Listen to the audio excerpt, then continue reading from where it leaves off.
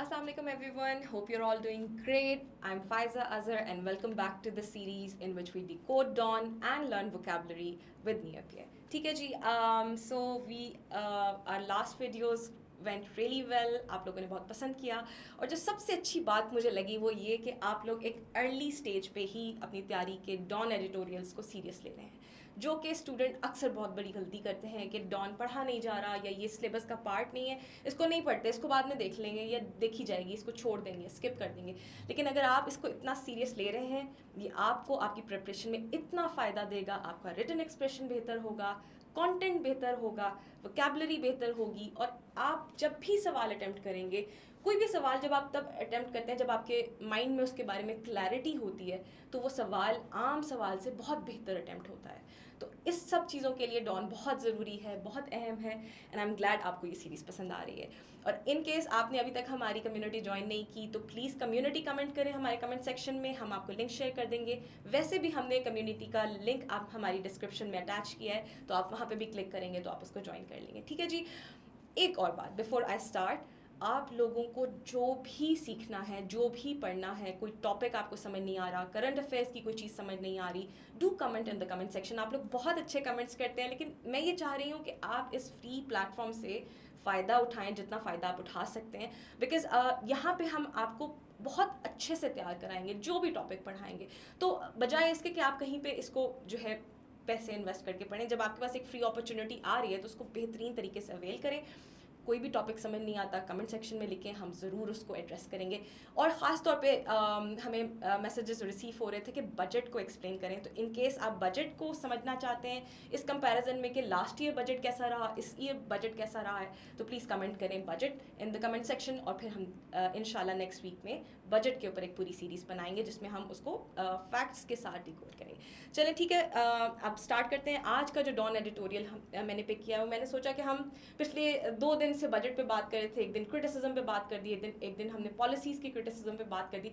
आज कुछ डिफरेंट जो है वो पढ़ लेते हैं ताकि थोड़ा सा चेंज भी आ जाए. और ये आर्टिकल मुझे लगा भी मुझे बहुत पसंद आया. इसके अंदर बहुत सारी वोकैबुलरी के वर्ड्स थे जो आपको आने चाहिए. और आप ये नोट करेंगे, अगर आप पास पेपर सॉल्व करेंगे तो आपको लगेगा प्रेसी के पेपर में बहुत दफ़ा रिपीट होते हैं. बजाय इसके कि आप हाई फ्रिक्वेंसी वर्ड की 300 वर्ड्स की लिस्ट निकाल के रखें, उसको पढ़ें और वो बार बार भूलती रहे, आप इस कॉन्टेक्स्ट के साथ उसको समझेंगे तो वो आपकी लॉन्ग टर्म मेमोरी में रिटेन करेगी. ठीक है, अब वक्त ज़ाया नहीं करते और उसको जल्दी से स्टार्ट कर लेते हैं. सो बेसिकली आज का जो मैंने ओपिनियन पिक किया है वो खुर्रम हुसैन ने लिखा है. और आफ्टर द वॉर, मैं जल्दी से इसका कॉन्टेक्स्ट बता देती हूँ, हम नेक्स्ट स्लाइड पे इसको अच्छे से डिटेल में पढ़ेंगे. So basically after the war से मुराद है जो हमने अभी देखा US Iran and Israel war, उसके पर्सपेक्टिव में ये बात हो रही है. इस वॉर की बात करें कि आफ्टर द वॉर क्या हुआ. हमें पता है कि सीज़ फायर हो गया, हमें पता है कि वॉर एंड हो चुकी है, अब क्या, व्हाट नेक्स्ट. तो इसके बारे में खुर्रम हुसैन में बताएंगे. और खुर्रम हुसैन आपने नाम ज़रूर याद रखना है, he is a great writer, बहुत अच्छा लिखते हैं. अभी हम पढ़ेंगे तो आपको अंदाज़ा होगा कि आपकी कितनी अच्छा एनालिसिस बिल्ड हो रहा है इस वॉर के ऊपर. ज़रूर सवाल आएगा. अगेन ये सवाल आप समझें ये गेस है, ठीक है, ज़रूर सवाल आएगा, आप अटैम्प्ट भी करेंगे. तो जब आपकी क्लैरिटी होगी ना जहन में इस टॉपिक को लेके, तो फिर आप बहुत अच्छा, आपका माइंड फ्लो, आपका जो होता है ना थॉट्स का फ्लो होता है, वो बहुत स्मूथ हो जाता है और वो फिर आंसर पे आपको दिखता भी है. ठीक है जी, तो इसको जल्दी से देखते हैं कि क्या रेपरकशंस आए हैं आफ्टर द वॉर.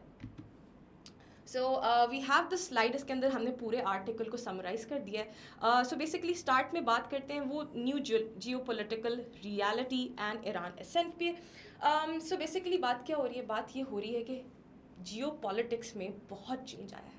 और ऐसा चेंज आया है जो हम एक्सपेक्ट नहीं कर रहे थे. हम एक्सपेक्ट करते थे कि अगर यूएस किसी भी स्टेट के अगेंस्ट जाके खड़ा होता है, all the realities are different. हमने अफगानिस्तान में भी यूएस का रोल देख लिया, चाइना के साथ भी देख लिया, लेकिन फिर भी ईरान से हम ये एक्सपेक्ट नहीं कर रहे थे कि अगर ईरान के अगेंस्ट यूएस आके खड़ा होगा तो वो उसको डिटेरेंस शो कर सकता है या वो सर्वाइव कर सकता है. ना सिर्फ सर्वाइव किया बल्कि उसने उसके जो है वो बहुत अच्छे से काउंटर भी किया. और हमने देखा कि उसके हक़ में काफ़ी चीज़ें हुई. एंड देन स्टेट ऑफ हॉर्मस का किस तरह से उसने अच्छे से इस्तेमाल किया और किस तरह से पॉलिटिकल उनका जो विजन था उसको उन्होंने इन्फोर्स कराया. सारी दुनिया ने इसको विटनेस किया. जब कोई मुल्क पैलेस्टाइन के सपोर्ट में सामने नहीं आ रहा था, then Iran was the only state supporting Palestine as well as global peace को जो है उन्होंने रिस्टोर कराया. अदरवाइज हम देखते हैं कि इसराइल की जो भी एट्रॉसिटीज़ हैं इन पैलेस्टाइन इन गाज़ा वो चलती रहती और हम इंटरनेशनल ऑर्गेनाइजेशन की तरफ देखते रहते, वो कुछ ना करते. लेकिन thanks to Iran for taking that step, इस स्टेप की वजह से जो नई जियो पोलिटिकल सिचुएशन है वो मुकम्मल तौर पर तब्दील हो चुकी है. पहली बात, हमें पता है कि यूएस कहाँ स्टैंड करता है. दूसरी बात, हमें पता है कि ईरान जैसा मुल्क जो है वो उसने स्टैंड किया, उसने अपने आप को एक पावर के तौर पे इमर्ज हुआ. उसका रोल ग्लोबल इकोनॉमी में क्या है, ये सारी चेंजेस हमें देखने को मिली. तो बेसिकली वार तो वाइंड अप हो चुकी है, लेकिन Iran as a regional power जो है इमर्ज होता है. इस वॉर में सिर्फ ईरान तो सिर्फ इंगेज नहीं था, हमने देखा कि पूरा का पूरा मिडिल ईस्ट, पूरा का पूरा अरब जो स्टेट्स हैं वो सब इन्वॉल्व थी. और इस सारे रीजन में एक जंग ये भी है कि तमाम अरब स्टेट्स में कौन सी अरब स्टेट है जो वो सुपीरियर हो. तो वो not in terms of superiority but at least in terms of a state that has the capacity to show deterrence. Iran emerged as one of those states और ये एक बड़ा ही चेंज आया हमारे जियोपॉलिटिकल सिनेरियो में. फिर उसके बाद हम देखते हैं कि ईरान ने एब्जॉर्ब किया ज़ायनिस्ट अलायंस. अब ज़ायनिस्ट अलायंस में हमारे सामने तमाम तर रियलिटी है. It's not just Israel, it's US, it's Europe, it's all the states who stayed quiet. ठीक है, तो ये सारा जो ज़ायनिस्ट अलायंस है, ये जो सपोर्ट कर रहे थे, जो ओपनली सपोर्ट कर रहे थे इसराइल को आके और नेतन्याहू को सपोर्ट कर रहे थे और जो है वो मॉक कर रहे थे जो इसराइल की एट्रॉसिटीज़ हैं इन पैलेस्टाइन, उन सब को आके इसने जो है वो एब्जॉर्ब किया, विदस्टैंड किया. ये एक बहुत बड़ा जो है मूव था, एक बहुत बड़ी रियलिटी थी जो हमें पता ही नहीं थी. क्योंकि ईरान से हम इसलिए एक्सपेक्ट नहीं करते कि हम कहें कि वो वर्ल्ड पावर के सामने आके खड़ा हो गया, इसलिए बिकॉज वो एक सैंक्शन स्टेट है. ना वो किसी से कोई ट्रेड कर सकता है, ना वो किसी चीज़ से किसी स्टेट से कुछ बोरो कर सकता था. कितने सालों से उसकी ट्रेड रुकी हुई थी, उसकी इकोनॉमी डिस्ट्रप्ट थी, उसकी इंटरनल कियोस था. मुख्तलिफ जगह से जो है वो यूएस प्रेशर आ रहा था. तमाम अरब स्टेट्स उसके अगेंस्ट से, बावजूद इसके they withstand all such Zionist alliance as well as US pressure. So that was a great change in the geopolitics. ठीक है जी. उसके अलावा उन्होंने यूएस प्रेशर को भी they withstand that US pressure and kept cities functioning. इस हद तक कि पूरी पॉलिटिकल उनकी जो लीडरशिप है वो जा चुकी. इमाम खामनाई की जो है वो असैसिनेट कर दिया गया और सारी वो रिन्यू होती रही उनकी पॉलिटिकल लीडरशिप. लेकिन ईरान का निज़ाम नहीं रुका. उनके मुख्तलिफ सिटीज़ इफ़ेक्ट हुए जो मेजर सिटीज़ थे, लेकिन बाकी तमाम सिटीज़ में ज़िंदगी वैसे ही चलती रही. ये एक बहुत बड़ी कामयाबी है. ठीक है जी. एंड देन लास्टली हमने देखा कि उन्होंने स्ट्रेट ऑफ हॉर्मस को किस तरह से इकनॉमिकली अपने फेवर में यूज़ किया. And then also it become the greatest deterrence in front of US and also every single country जो कि इसराइल को सपोर्ट कर रहे थे या उनको at least they were not vocal, right.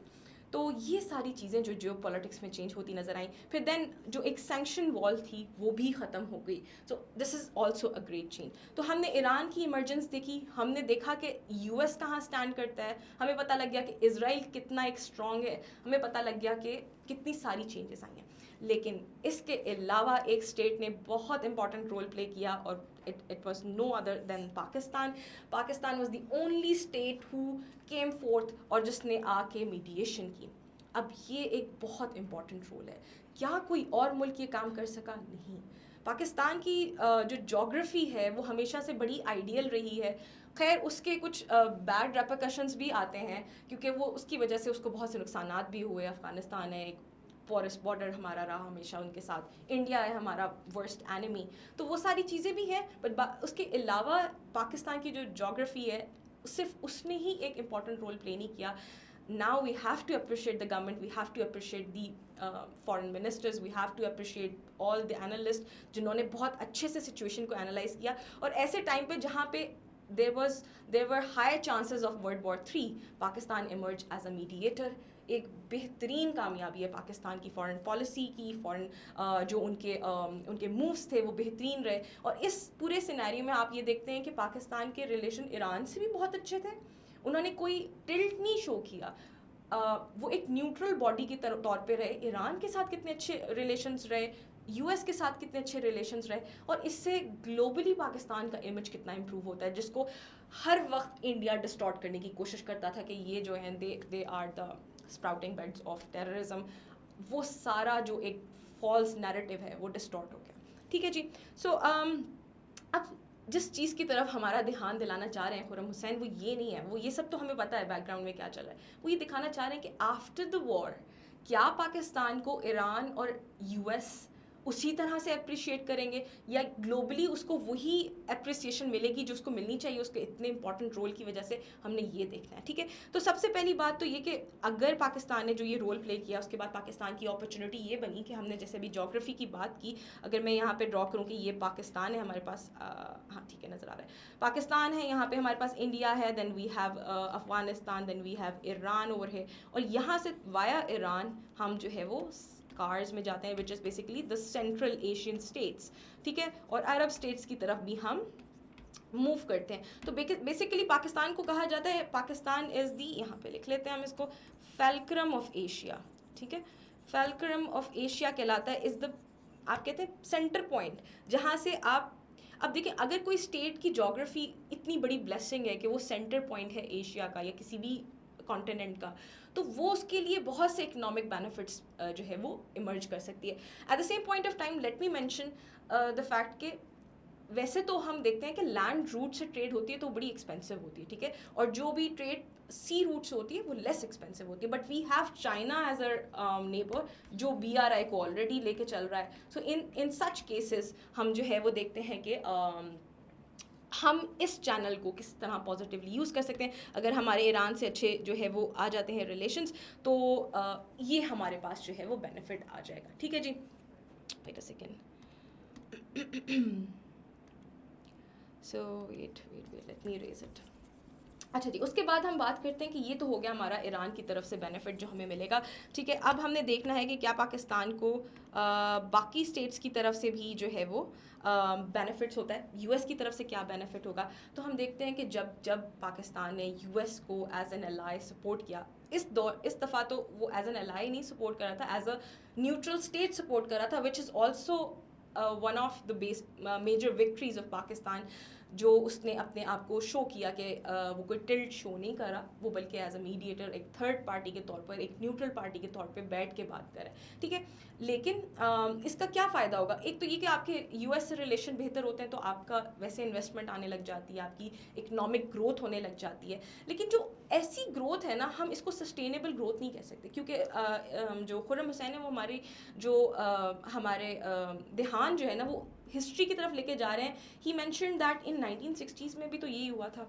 1960s में बेसिकली कोल्ड वार चल रही थी, तो पाकिस्तान के अंदर डॉलर का फ़्लो होता है, और उससे क्या होता है कि हमारी एग्रीकल्चरल रिफॉर्म्स आ जाती हैं। उसके बाद क्या होता है, हमारी इंडस्ट्रियलाइजेशन शुरू हो जाती है। उसके अलावा हमारे पास जो है वो हमारी GDP ग्रोथ शो होने लग जाती है, इकनॉमिकली हम स्टेबल लगने लग जाते हैं। लेकिन क्या वो लॉन्ग टर्म था? तो जवाब है नहीं। फिर उसके बाद हम 80s में देखते हैं, 80s में क्या होता है, सोवियत अफगान वॉर चल रही होती है, उसमें भी सेम होता है, Pakistan as a front line state सामने आता है, और जनाब जब तक यूएस को उसकी ज़रूरत होती है वो उसको सपोर्ट करते रहते हैं, मिलिटरली भी सपोर्ट करते हैं, फाइनेंशियली भी सपोर्ट करते हैं, एक डॉलर का फ्लो होता है पाकिस्तान के अंदर। लेकिन फिर बताएं कि क्या वो सस्टेनेबल ग्रोथ थी? नहीं। फिर उसके बाद हम 2000s में देखते हैं 9/11 का वाक़या हो जाता है, अफ़गानिस्तान की वजह से हम फ्रंट लाइन स्टेट बन जाते हैं। अगेन एक बहुत ह्यूज चंक जो है वो आता है, ऑल्दो हम उससे ज़्यादा नुकसान उठाते हैं लॉन्गर टर्म में, लेकिन क्या वो जो डॉलर फ्लो करता है या हमारे फॉरेन रिजर्व्स जो एकदम से बूस्ट करते हैं, क्या उसका हमें लॉन्ग टर्म फ़ायदा होता है? तो जवाब है नहीं।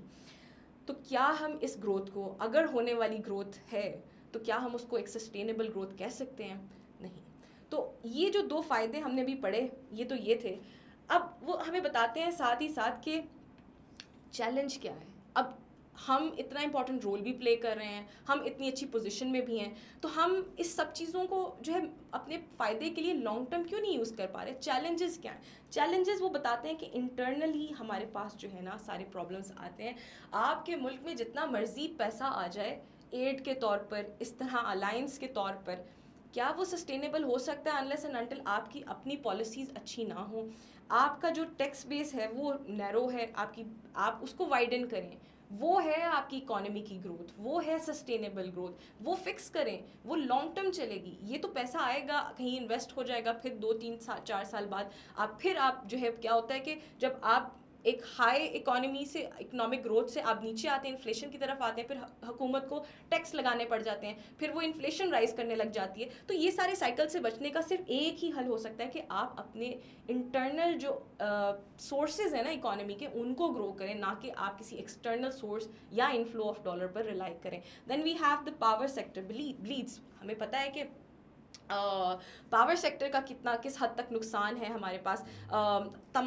तमाम तक जो हमारे पैरामीटर्स हैं वो तमाम डेफिसिट में जा रहे हैं, ठीक है। तो सर्कुलर डेट हमारा देख लें, अभी आप ज़रूर गूगल करके देखिएगा सर्कुलर डेट कितना है, इन्फ्लेशन कितनी है, ये सारे जो पैरामीटर्स हैं इनको नोट करके रखें साइट पे, ठीक है, वो बड़े काम आएंगे आपको, इनको कोट किया करें। Then we have loss making enterprises continues. जो एंटरप्राइजेस हमारी लॉस में जा रही हैं, हम उसको ना प्राइवेटाइजेशन की तरफ जा पा रहे हैं, ना हम कोई सही डिसीजन ले पा रहे हैं, हमारी पॉलिटिकल विल भी नहीं है और हमारी पॉलिटिकल कंसेंसस भी नहीं है जिसकी वजह से हम कोई सही डिसीजन या सही कदम उठा सकें, ठीक है। ये हो गया इंटरनल मसाइल जिनकी वजह से अगर पैसे का फ्लो आता भी है या हमने कोई पॉलिसी में, हमने फॉरेन पॉलिसी में कोई अच्छा काम किया भी है, तो हम उसको लॉन्ग टर्म अपने लिए जो है वो नहीं समझ सकते फ़ायदेमंद, क्योंकि हमें जब तक हम इंटरनल जो हमारे फ्रैक्चर्स हैं या हमारे कट्स हैं या लूप होल्स हैं उनको फिक्स नहीं करेंगे, ठीक है। तो यहाँ पे देख लेते हैं कि क्वेश्चन क्या लिखा हुआ है, द हिस्टोरिकल ग्रोथ साइकिल क्या होता है कि इनफ्लो स्टार्ट तो होता है, पैसा आने लग जाता है, लेकिन वो शॉर्ट लिव्ड होता है, शॉर्ट लिव यूफोरिया होता है, मतलब कुछ अरसे के लिए हम इन्जॉय कर लेते हैं उसको, उसके बाद उसका कोई फ़ायदा नहीं होता। Then after that after effects ये होते हैं कि जब फिर दोबारा से इकोनॉमी डाउन जाती है तो इन्फ्लेशन आ जाती है, फिर टैक्स लगते हैं, फिर लोगों को फिर बैलेंस ऑफ पेमेंट क्राइसिस आ जाता है, ठीक है, सर्कुलर डेट शुरू हो जाता है, फिर प्रेशर बिल्ड होना शुरू हो जाता है। देन उसके बाद क्या होता है, reserve starts to decline and exchange rate pressures. Reserves आपके ख़त्म हो जाएंगे, अगर आप उसको सही से इन्वेस्ट नहीं करेंगे, आप सिर्फ कंज्यूम करेंगे, तो फिर वो कैसे सस्टेन करेगी, ठीक है। And then lastly we have the mood shifts, तो वो मूड शिफ्ट्स आने लग जाते हैं, ठीक है। तो बेसिकली होता क्या है, nothing in the underlying structure of the economy has change. Underlying structure of economy, जो आपकी बेस है ना इकोनॉमी की, वो ठीक करें। बाहर से पैसा आएगा, जब आपकी बेस सेट होगी तो वो आप उसको फिर सही जगह पे इन्वेस्ट कर सकेंगे। जब आप उसको अपने जो आपको इकोनॉमी खुद से पैसा जनरेट करना है, आप उन कामों में इन्वेस्ट करेंगे तो वो तो ख़त्म हो जाएंगे, आप लॉन्ग टर्म सस्टेन नहीं कर पाएंगे उन पर, ठीक है। अब हमें करना क्या चाहिए, the ultimate challenge domestic reform, वो यही कह रहे हैं, इसी की तरफ हमारी उन्होंने जो है ना अटेंशन बिल्ड करनी थी, वो ये कि एक्सटर्नल चीज़ों पे दूसरे ममालिक की तरफ रिलाई करना छोड़ें, उनकी तरफ देखना छोड़ें, उनकी तरफ से हेल्प के बारे में सोचना छोड़ें, आप इंटरनल फिक्सेस करें, तब जाके आप सर्वाइव कर सकेंगे। मैं आपको 2-4 लाइंस भी पढ़ाती हूँ आर्टिकल में, बड़ी अच्छी एंडिंग की हुई है, बड़ी खूबसूरत सी एंडिंग की हुई है। अपना रिटन एक्सप्रेशन इंप्रूव करें। ये जब आप आर्टिकल अब आपको सारा समझ आ गया ना, अब जाएँ इसको दोबारा से रीड करें, समझने की कोई चीज़ नहीं रह जाएगी। वोकैब के बड़े डिफ़िकल्ट वर्ड्स थे, हम अभी पढ़ेंगे उन सारे वर्ड्स को, वो भी आपको आ जाएंगे, लेकिन अब समझी हुई बात को जब आप रीड करेंगे ना, और अगर आप 2 दफ़ा रीड कर लें तो वेल एंड गुड, फिर आपका रिटन एक्सप्रेशन आहिस्ता आहिस्ता वैसा ही होता जाएगा जैसा डॉन एडिटोरियल्स में लिखा जाता है। तो वो क्या कहते हैं कि बेसिकली आप तेहरान पे ना रिलाई करें, ना ही वॉशिंगटन पर रिलाई करें, आप अपने ऊपर रिलाई करें।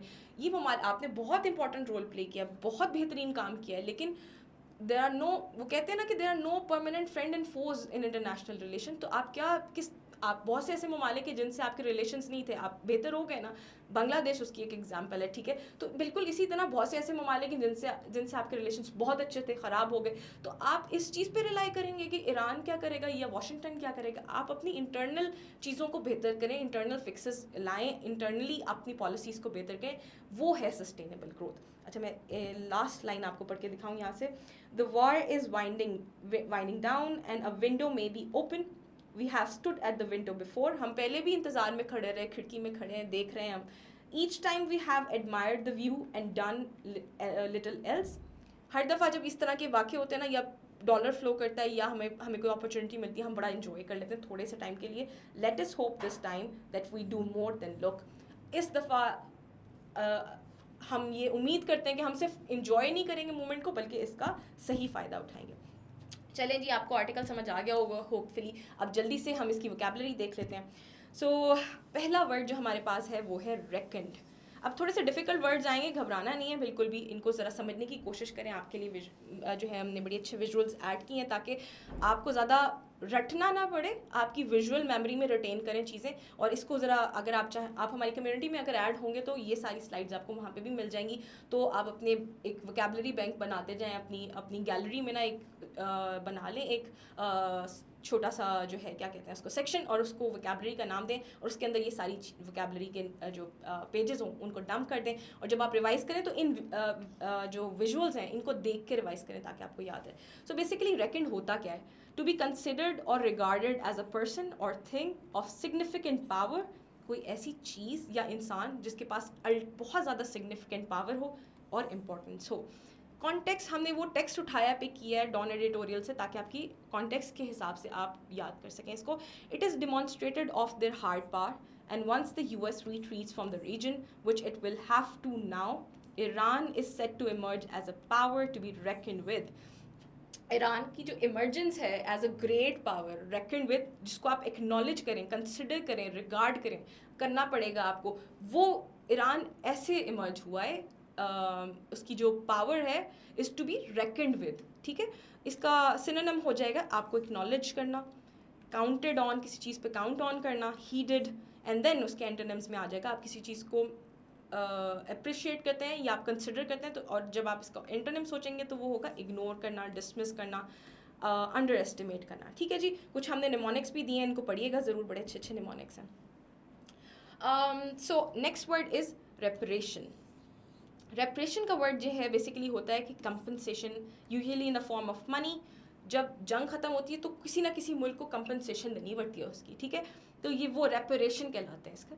और paid by a defeated nation, mostly defeated nation देती है. ठीक है, for damages cost during the war. इसके लिए हम वर्ल्ड वॉर का सोच लेते हैं, जर्मनी को पे करना पड़ा था. ठीक है जी, तो अब इस कॉन्टेक्स्ट में सोचते हैं, इस आर्टिकल के कॉन्टेक्स्ट में आप क्या एज्यूम करते हैं कि ईरान को करना पड़ा होगा या US को करना पड़ा होगा? रेपरेशन कौन पे कर रहा है? If so, this might be the very first time example in history of a victor war paying reparation to the vanquished. अब खुर्रम हुसैन ने ये बात जो है, हमने तो एक ओवरऑल रिव्यू लिया, उसमें वो कहते हैं कि मेरे कुछ दोस्त हैं या मेरे कुछ जानने वाले हैं जो ये कहते हैं कि ये वॉर US जीता है. तो ऐसा कब होता है कि वो स्टेट जो वॉर जीते वो रेपरेशन पे करे या वो जो है वो उसके नुकसानात उठाए. तो US उठा रहा है ना उसके नुकसानात, तो वो उसको क्रिटिसाइज़ करें. रेपरेशन का वर्ड आपने इस कॉन्टेक्स्ट में याद रखना है, इज़ द कंपनसेशन.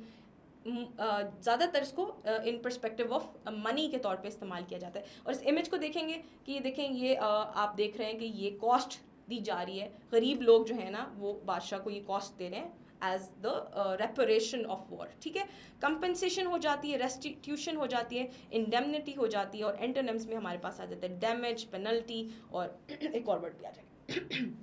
अच्छा जी, निमोनिक्स ज़रूर पढ़िएगा आप. अच्छा, उसके बाद हमारे पास आ जाता है वैंक्विश्ड.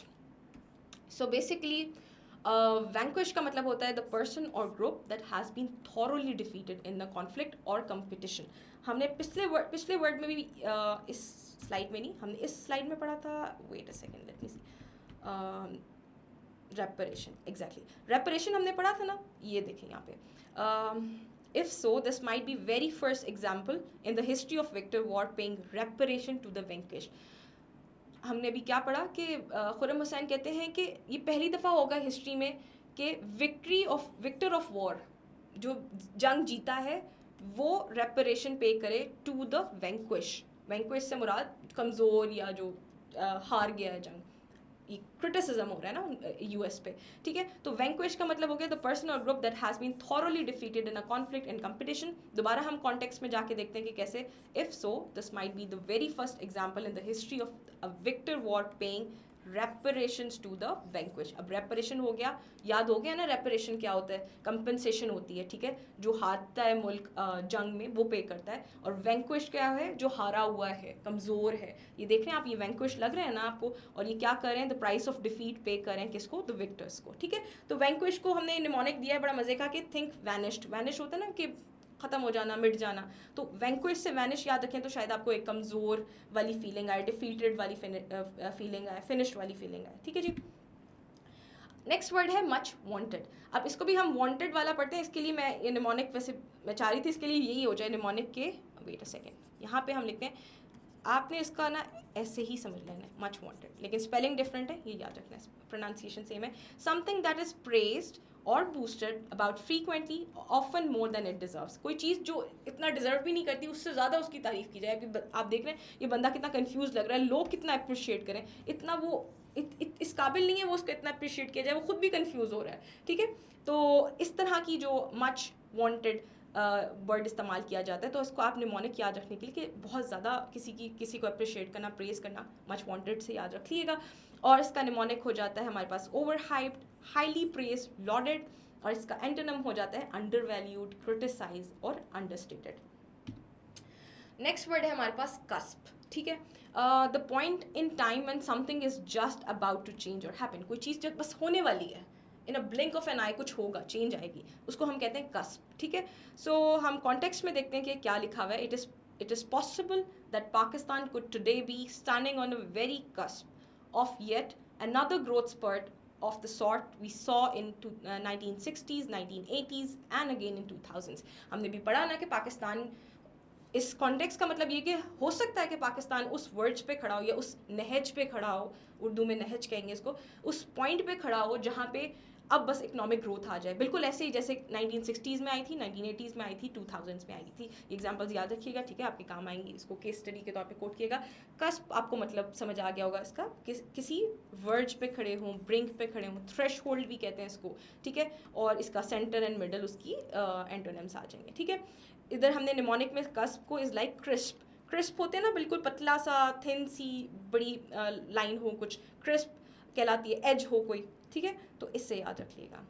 Next word is despondency. Despondency का मतलब क्या होता है, a state of low spirit, मतलब आप बहुत मायूस हैं, caused by a loss of hope and courage, हिम्मत ही नहीं रही, इसको देख लें इंसान को बस. अब आपको डेस्पोडेंसी याद रह जाएगा, इनको थोड़ी देर देखें, गौर से देखें, बस आपको जो है ना विजुअली आप याद रखने की कोशिश करें, डेस्पोडेंसी. अब डेस्पोडेंसी का बड़ा मज़े का निमोनिक मिला. डेस्पोडेंसी से आप डिसअपॉइंटमेंट याद रखें, डिस्पेयर तो फिर भी थोड़ा सा डिफिकल्ट वर्ड हो जाए, डिसअपॉइंटमेंट याद रखना आपने. तो जब डिसअपॉइंटमेंट होती है तो क्या होती है, लैक ऑफ होप होती है, ठीक है. सो डेस्पोडेंसी हो गया होपलेसनेस, डिस्पेयर, और ऑप्टिमिज्म, होपफुलनेस. और इसका जो कॉन्टेक्स्ट में यूज़ हुआ है वो भी एक दफ़ा देख लेते हैं. If this were to happen, it will radically change the mode of despondency that is crippling the country. ये कॉन्टेक्स्ट ये चल रहा है कि अगर तो पाकिस्तान की इकोनॉमिक ग्रोथ हो जाती है तो ये एकदम से हमारी जो ये लॉस ऑफ होप की सिचुएशन है उसको फ़ौरन से चेंज कर देगा, ठीक है. तो ये बेसिकली क्या है, लॉस ऑफ होप या करेज है.